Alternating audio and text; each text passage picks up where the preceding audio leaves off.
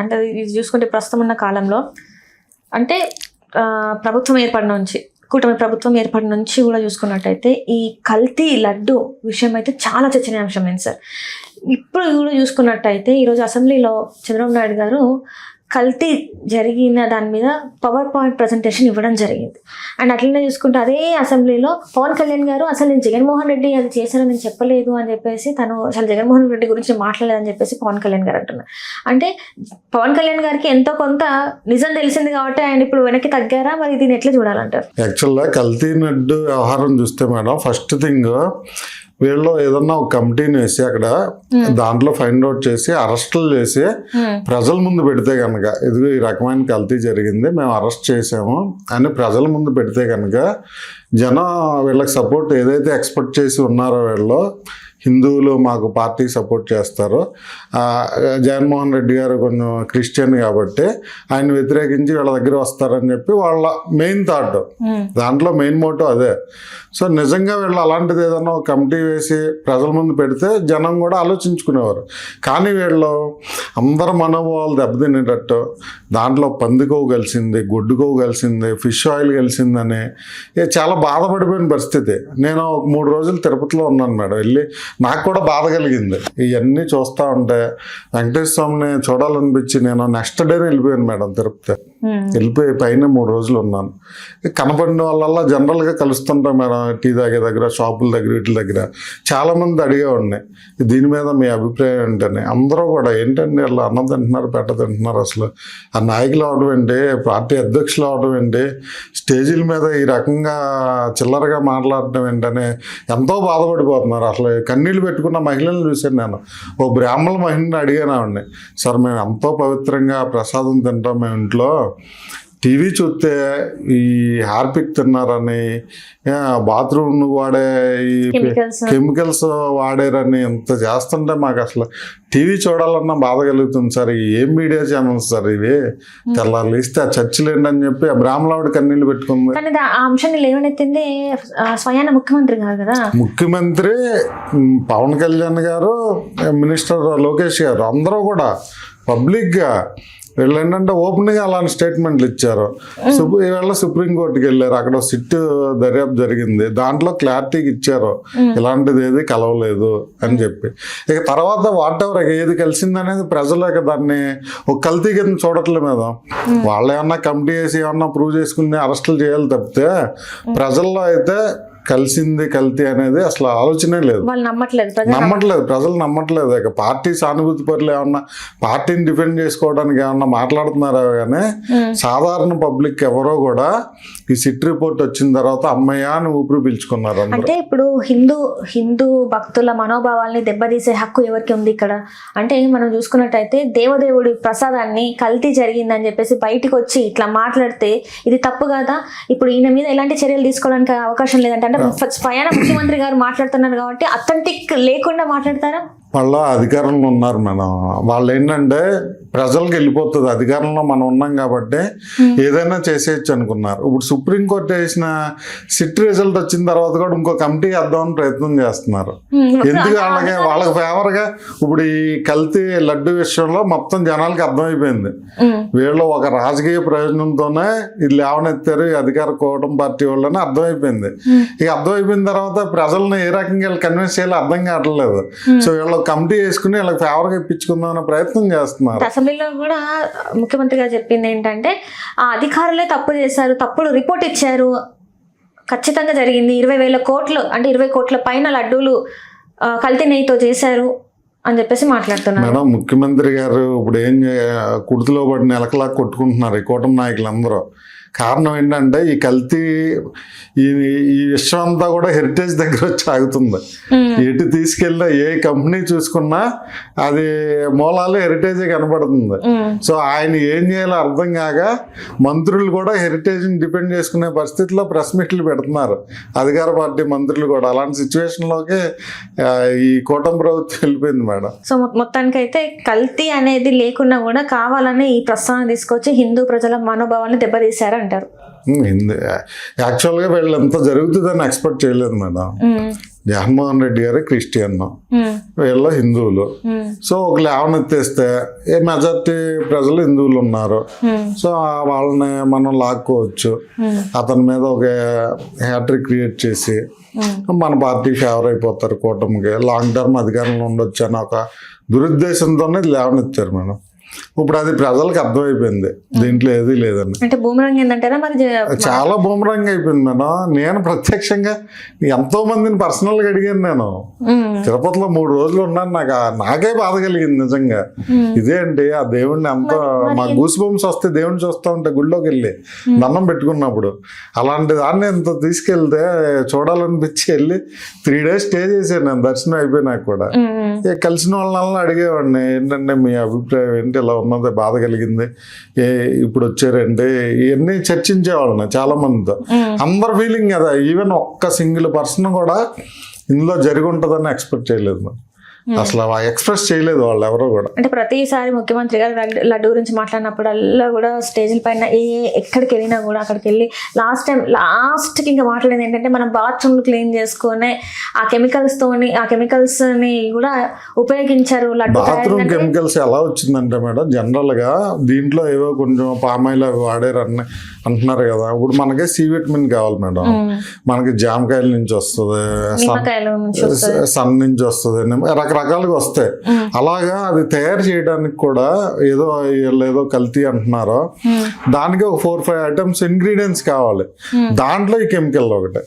So వీళ్ళు ఏంటంటే దాన్ని బేస్ చేసుకుని ఈ హార్పిక్ ఇవన్నీ చెప్పి ప్రచారం చేయడం జరిగింది. మరి అంటే ఇప్పుడు ముఖ్యమంత్రి స్థాయిలో ఉన్న వీళ్ళే ఇట్లాంటివి చేస్తున్నారు అని చెప్పేసి మనకి అర్థమైపోయింది. పవన్ కళ్యాణ్ గారు అయితే ఇప్పుడు నేనైతే మాట్లాడలేదు అని చెప్పేసి ఆయన పక్కకు తప్పుకునే ప్రయత్నం చేస్తున్నారు. మరి నెక్స్ట్ ఇందులో ఎట్లాంటి కొత్త అంశం రాబోతుంది మీరేమనుకుంటున్నారు? ఇవి మేడం, ఒకటి కూటమిగా అధికారంలో ఉండే వాళ్ళు ఫెయిల్ అయ్యారు, ఆరోపణలు చేసి దాన్ని డిఫెండ్ చేసుకోవడం, ప్రూవ్ చేయడంలో 100% ఫెయిల్ అయ్యారు. సో కల్తీ విషయానికి వస్తే టీడీపీ హయాంలోనే జరిగిందని చెప్పి అన్ని రూట్స్ కూడా హెరిటేజ్ దగ్గర వచ్చి ఆగుతున్నాయి. ఇలాంటి సందర్భంలో దీనికి ఎక్కడో చోటను ఫుల్ స్టాప్ పెట్టాలి కాబట్టి ఇక అసెంబ్లీ వేదికగా వీళ్ళు దాన్ని చర్చలేదు. మీరు చూసుకుంటే శాసన మండలిలో చర్చ పెట్టలేదు, ఎందుకంటే వీళ్ళు ఉన్నారు, వైఎస్ఆర్సీపీ వాళ్ళు ఉన్నారు, అసెంబ్లీలో పెట్టారు. అంటే ప్రజలకి ఏదో కన్విన్స్ చేద్దాం ట్రై చేస్తున్నారు కానీ అవదు మేడం. ప్రజల మనసులో వెళ్ళిపోయింది. కూటమి నాయకులందరూ కలిపి ప్రజల్ని ఈ ఓన్లీ ఆరోపణలే చేశారు, దీంట్లో నిజం లేదని తెలిసిపోయింది ప్రజలకి. అంటే ఇప్పుడు అసలు లడ్డు కల్తీ అవ్వడానికి గల కారణం ఎవరై ఉంటారంటారు? మీ వ్యక్తిగతంగా మీ అభిప్రాయం ఏంటంటారు? కల్తీ జరిగిందని అయితే నేను అనుకోవట్లేదు మేడం, ఎందుకంటే లేరంటారు. అసలు కల్తీ అనేది జరగలేదు, అసలు దాని వెనకాల ఎవరు లేరు అంటారు. కల్తీ జరగలేదని మీరు నా పర్సనల్ ఒపీనియన్ అడిగారు కాబట్టి నేను పర్సనల్ గానే చెప్తున్నాను. నేను కొంతమంది పోలీస్ డిపార్ట్మెంట్ వాళ్ళు నాకు తెలిసిన వాళ్ళు ఉన్నారు, తిరుపతి దగ్గర వర్క్ చేసేవాళ్ళు, వాళ్ళని అడిగాను నేను, నాట్ అన్ ఈజీ టాస్క్ అని చెప్పారు వాళ్ళు. సో అలాగే chances very less chances Suresh గారు అని చెప్పారు. సో వాళ్ళ వెనక్కి వెళ్ళిన కంటైనర్స్ ఇక అవన్నీ వాళ్ళ పార్టీలు, అధికార పార్టీలు వాళ్ళు ప్రూవ్ చేసుకోవాలి మేడం. నా పర్సనల్ ఒపీనియన్ కాబట్టి నాకున్న పోలీస్ డిపార్ట్మెంట్ విజిలెన్స్లో చేసేవాళ్ళు, పైన కొండపైన చేసేవాళ్ళు, డిపార్ట్మెంట్ తెలిసిన వాళ్ళు ఉన్నారు. సో వాళ్ళ త్రూ నేను కనుక్కుంటే వాళ్ళు చెప్పారు. వాళ్ళు దీనికన్నా ముందు లడ్డు కల్తీ కన్నా ముందు చూసుకున్నట్టయితే అసలు కూటమి ప్రభుత్వం అధికారంలోకి రావడానికి one of the key play చేసింది ఏంటంటే లిక్కర్ స్కామ్ చాలా జరిగింది. కంటైనర్ల డబ్బు జగన్మోహన్ రెడ్డి గారి ప్యాలెస్కి వెళ్ళింది అని చెప్పేసి చాలా వరకు మనం వార్తలు విన్నాం. సో అలాంటి లిక్కర్ స్కామ్లో ప్రధానంగా ఉన్న వ్యక్తి ఎవరంటే వాసుదేవ్ రెడ్డి. మరి ఆయన అరెస్ట్ జరిగింది.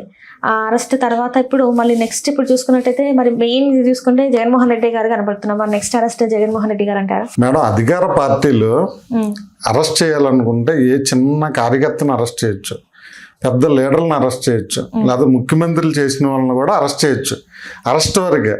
కానీ ప్రూవ్ అవడం చాలా డిఫికల్ట్. అలాగే ఢిల్లీ లిక్కర్ స్కామ్ జరిగింది, వాళ్ళకి ఎక్కడో కొంతమంది లీడర్లు వీళ్ళు పార్టీలతో కనెక్ట్ అయిన వాళ్ళు ఎక్కడో అరెస్ట్ అయ్యారు. దాన్ని బేస్ చేసుకుని అరెస్టులు చేసుకుంటూ వచ్చారు కానీ దేన్ని ప్రూవ్ చేయలేకపోయారు. అందరికీ అరెస్టులు అవుతున్నారు, ఉన్న రోజులు జైల్లో ఉంటున్నారు, బెయిల్లో వస్తున్నాయి, బయటకు వస్తున్నారు, ప్రూవ్ చేసుకుని అది క్లియర్ చేసుకుంటున్నారు.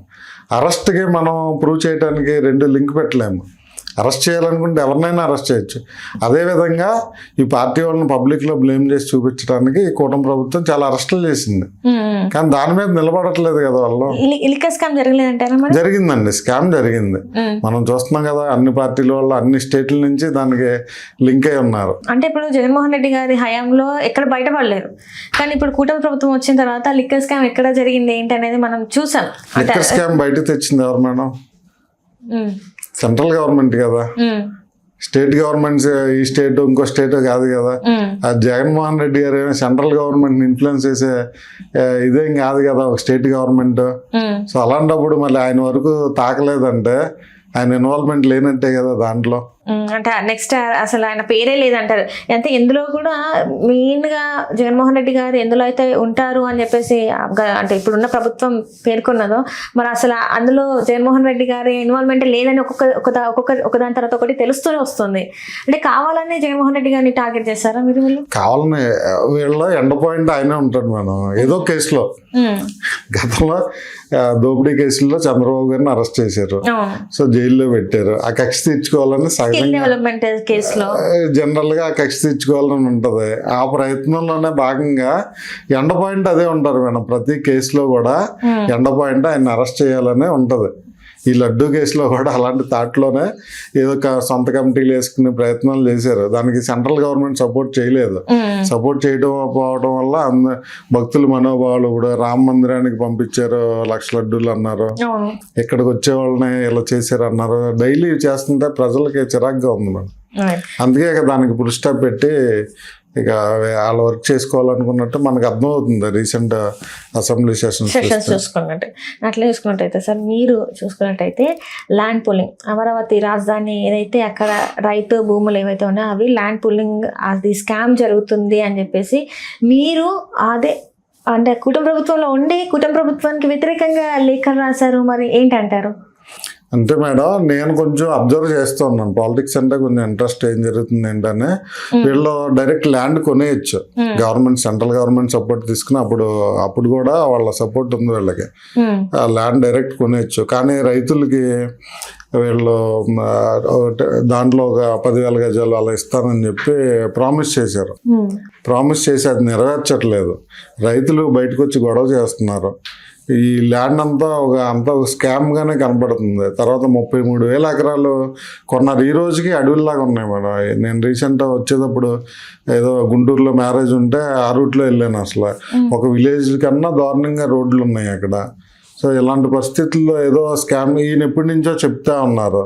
సరే, ఏదన్నా స్కామ్ జరిగితే బయటకు వస్తుంది కదా, మనం కూడా ఒక మంచి కార్యక్రమానికి తోడ్పాటునివ్వాలి కదా అని చెప్పి నేను లెటర్ రాయడం జరిగింది. ఎందుకంటే ఈయన్ని లాంగ్ బ్యాక్ నుంచి రాజశేఖర్ గారిని ఫాలో అవుతున్నాను. గతంలో కూడా ప్రత్యేక హోదా ఆంధ్రలో అని చెప్పి ఒక బ్యాడ్జెస్ పంచేవారు. సో నేను కూడా కొన్ని కలెక్ట్ చేసుకున్నా ఆయన దగ్గర 1,000 అలాగా నాకు తెలిసిన వాళ్ళకల్లా డిస్ట్రిబ్యూట్ చేస్తూ ఉండేవారు. దానివల్ల ఏ పార్టీని మనం రిఫ్లెక్ట్ చేయట్లేదు కదా, మన అల్టిమేట్గా రాష్ట్రానికి మంచి జరగాలి, అలాంటి అది చేశారు. సో ఇప్పుడు లెటర్లు రాస్తుంటే నేను రాస్తానని చెప్పి రాయడం జరిగింది. అంటే ఇక్కడ ల్యాండ్ పూలింగ్ విషయంలో చూసుకున్నట్టయితే వేలాదిగా రాస్తున్నారు లేఖలు. ఆయన లేఖలు రాస్తుంటే అందులో ఎక్కువ సంఖ్య జనసేన పార్టీలో ఉన్న నాయకులే రాస్తున్నారు. ఎందుకు రాస్తున్నారు అంటే దీనికి వెనుకల కూడా ఒక రీజన్ ఉంది. ఏంటంటే ఈ కేసులో, ఈ ల్యాండ్ పూలింగ్ కేసులో చంద్రబాబు నాయుడు గారు అరెస్ట్ అయితే నెక్స్ట్ సీఎం పవన్ కళ్యాణ్ గారు అవుతారు కాబట్టి కావాలని జనసేనలో ఉన్న వాళ్ళు ఎక్కువ పర్సెంట్ వాళ్ళే రాస్తున్నారు అని చెప్పేసి ఒక వార్త కూడా వినిపిస్తుంది. అది వాస్తవం అంటారా? ఆయన అరెస్ట్ అవ్వకపోయినా ఇప్పుడు యువరాజు సీఎం అయ్యే విధంగానే ఈ యాక్టివిటీస్ అన్ని జరుగుతూ ఉన్నాయి. వాళ్ళకి ఆల్టర్నేట్ ఉన్నారు కదా మేడం, వాళ్ళ పార్టీలో ఆల్టర్నేట్ లీడర్స్ ఉన్నారు. ఇప్పుడు లోకేష్ గారు అయితే భువనేశ్వర్ని గారిని చేస్తారు, ఆవిడ కాదు లోకేష్ గారు భార్యని చేస్తారు. ఈ అదర్ పార్టీలో చేయడానికి ఎవరన్నా ఆలోచిస్తారా? అలాగే ఏ జనసేన కార్యకర్తలు కూడా అలాగ అనుకోరు. యాక్చువల్లీ వీళ్ళ థాట్ ఏంటంటే ఎగెయినెస్ట్ జనసేన కార్యకర్తలు ఎక్కువ మంది ఎగెయినెస్ట్ టీడీపీ. సో అలాంటి భావాలతో వీళ్ళు లెటర్లు రాస్తున్నారు. కానీ ఆయన ఏదో అరెస్ట్ అయిపోతే ఈయన సీఎం అవుతాడని, ఈయన సీఎం అవుతాడని ఒక్కరికి కూడా లేదు మేడం. నమ్ముతారా మరి? కనీసం ఆయన సీఎం అవుతారని పవన్ కళ్యాణ్ గారి నమ్మకం ఉందా? లేదని నేను అనుకుంటున్నాను. ఎందుకంటే రీసెంట్ గా ఎప్పటం వెళ్ళారు ఆవిడని పలకరించడానికి. ఆవిడ ఒక 5 సంవత్సరాలు 5 సార్లు నువ్వు సీఎం కావాలి బాగుంటే పక్క నవ్వుతున్నాడు ఈయన. ఎందుకంటే ఇప్పుడు నా స్థాయి నాకు తెలిసినప్పుడు ఎవరన్నా అలా జోకులు వేస్తే నవ్వు వస్తుంది. సో అలాగే ఆయనకి అది నవ్వుగా అనిపించి నవ్వుతున్నాడు. సీరియస్ గా ఆయన ఉంటే కనుక నెక్స్ట్ అవుదామమ్మా, ట్రై చేద్దాము, మన టైప్ లో వర్క్ చేస్తున్నాం అని చెప్పేవాడు. పక్క నవ్వుతున్నాడు అంటే అర్థం ఏంటి, అంతే కదా. అంటే సీఎం అయ్యే ఆలోచన లేవు, పార్టీని బలోపేతం చేయాలన్న ఆలోచన లేదు, పార్టీని ముందు తీసుకెళ్లాలన్న ఆలోచన లేదు. అసలు పార్టీకి ఏవైతే ప్రశ్నించే గొంతుకన్నా మేము అడుగుతాము, ప్రజల గురించి ఏదైనా కష్టం వస్తే మేము నిల్చుంటామన్న పవన్ కళ్యాణ్ గారు ఈ రోజు వీటన్నిటిని పక్కన పెట్టేసి ఓన్లీ చంద్రబాబు నాయుడు కోసమే పనిచేస్తున్నా అని చెప్పేసి కొంతమంది విశ్లేషకులు అంటున్నారు. దానికి మీరు ఏకీభవిస్తారా? పార్టీలో మేడం ఎవరన్నా ఒక వ్యక్తి పనిచేస్తున్నా అంటే కలిసి ట్రావెల్ చేద్దాం ఈ పార్టీతో, ఏదన్నా అవకాశం ఉన్నప్పుడు మనకే కంటెస్ట్ చేయడానికి కానీ లేకపోతే నామినేటెడ్ కానీ మనకు ఒక రోల్ క్రియేట్ చేస్తారన్న కాన్సెప్ట్లోనే కదా వర్క్ చేస్తారు. అది కళ్యాణ్ గారి బర్త్డేలు మా ఊర్లో చేస్తాం, మాకు పని ఏంటి మేడం, 50,000 లక్ష ఖర్చు అయింది, భోజనాలు పెడతాం, అన్నీ చేస్తాం. అదేదో మా భార్యకో మా అమ్మగారికో ఇచ్చామంటే వాళ్ళు ఏవో కొనుక్కుంటారు కదా. ఆడవాళ్ళని మంచిగా చూస్తే వాళ్ళ ఇంట్లో మనల్ని ఎలా ట్రీట్ చేస్తారు. అలాంటి కాదనుకుండా ఒక పార్టీని ఒక వ్యక్తిని ఎందుకు ప్రమోట్ చేస్తున్నాం మేము పబ్లిక్లో. ఇప్పుడు జనసేన వాళ్ళు అంటారు, నీ స్వార్థం కోసం నువ్వు ఖర్చు పెట్టి తిరిగావు, అది నీకు ఏది నెరవేరలేదు కాబట్టి వెళ్ళిపోయావు అంటున్నారు. మరి కళ్యాణ్ గారు అని అంతే కదా, ఒక పార్టీతో ట్రావెల్ చేసి ఆయనకి నచ్చని పనులు ఏమన్నా పార్టీ చేసిందంటే కనుక ఒక 5 సంవత్సరాలు ట్రావెల్ చేస్తారు. మనం సపోజ్ ఈ కూటమిలో 5 సంవత్సరాల తర్వాత గెట్టలేదు, బయటకు వచ్చి ఈ 5 సంవత్సరాలు జరిగిన పాయింట్లన్నీ ఎత్తి చూపుతాడు కదా ఆయన. ఇప్పుడు అధికారంలో ఉన్నాడు కాబట్టి కూటమిలో ఇప్పుడు మాట్లాడలేరు, కానీ బయటకు వచ్చినాక ఇక్కడ జరిగిన అన్ని బొక్కల ఐడియా ఉంటుంది కదా ఆయనకి. సో అన్నీ రైట్ చేస్తాడు కదా. అలాగే మేము బయటకు వచ్చి మేము రైట్ చేస్తున్నాం మా వాయిస్, అక్కడ జరిగిన తప్పులన్నీ చెప్తున్నాము. ఇప్పుడు వాళ్ళు ఏమంటారు, నువ్వు అది ఖర్చు పెట్టి ఇది ఖర్చు పెట్టి స్వార్థంతో ఖర్చు పెట్టావు. అన్నీ స్వార్థంతో చేసే కాదు, ఒక మనిషిని నమ్మి ఒక వ్యక్తి కోసం వర్క్ చేసాము, దాంతో మనల్ని కూడా తీసుకెళ్తాడని ఎక్స్పెక్ట్ చేసాం. అలాంటివి జరగట్లేదు. మా కష్టాన్నంతా తీసుకెళ్ళి ఇంకో పార్టీని గెలిపించడానికి ఈయన కృషి చేస్తున్నాడు. దానికి మేము కంప్లీట్ అగైనెస్ట్. అందుకే మేము బయటకు వచ్చి అక్కడ జరిగే తప్పులన్నీ మేము వాయిస్ వినిపిస్తా ఉన్నాం. ఇంకా మీతో పాటు ఇంకెంతమంది బయటకు వచ్చారు? అంటే మీరు ఆల్రెడీ వచ్చేసారు, ఇంకెవరైనా వచ్చే అవకాశం? నెంబర్ ఆఫ్ పీపుల్ ఉన్నారండి. చాలా మంది అక్కడ ఉండే విమర్శిస్తున్నారు. బయటకు వచ్చి విమర్శించారు అనుకోండి, కొంతమంది తట్టుకోగలరు ఆ విమర్శలో. కొంతమంది ఏంటంటే వాళ్ళ జనసేన కార్యకర్తలు బయటకు వెళ్ళిపోయిన వాళ్ళని ఏంటంటే జీరో చేసే కార్యక్రమంలో ఉంటారు వాళ్ళు. ఏంటంటే వేరే పార్టీలు ఎలాంటి ఆపర్చునిటీ వాళ్ళకి కల్పించకుండా వాళ్ళని టార్గెట్ చేసి జీరో చేసేస్తుంటారు. దానికి భయపడి చాలా మంది ఉండి అక్కడే ఉండి విమర్శిస్తున్నారు. పార్టీలో ఉండి విమర్శించే వాళ్ళందరూ ఆ కేటగిరీనే, కానీ వచ్చేస్తారు ఇప్పుడు. ఎందుకంటే చూసారు ధైర్యంగా ఎదుర్కొంటున్నాం. రజనీ గారు కానీ, నేను కానీ, రాజశేఖర్ గారు కానీ, పులిపాక ప్రకాష్ అని ఒక ఆయన ఉన్నారు, ఆయన కానీ, బల్లె మురళి అని ధైర్యంగా ఎదుర్కొంటున్నాం. ఇలా మమ్మల్ని చూసి చాలా మంది వచ్చే అవకాశం ఉంది. హలో, తెలుగు రాజ్యం ఛానల్ చూస్తున్నారా? సామాజిక రాజకీయ జీవన చిత్రణే తెలుగు రాజ్యం. అతిశయోక్తులు అసత్యాలు ఉండవు. రాజకీయ కోణం కాదు, ప్రజా కోణమే కొలబద్ద. తెలుగు రాజ్యం వీక్షణ మీ ఉత్తమ అభిరుచికి నిదర్శనం.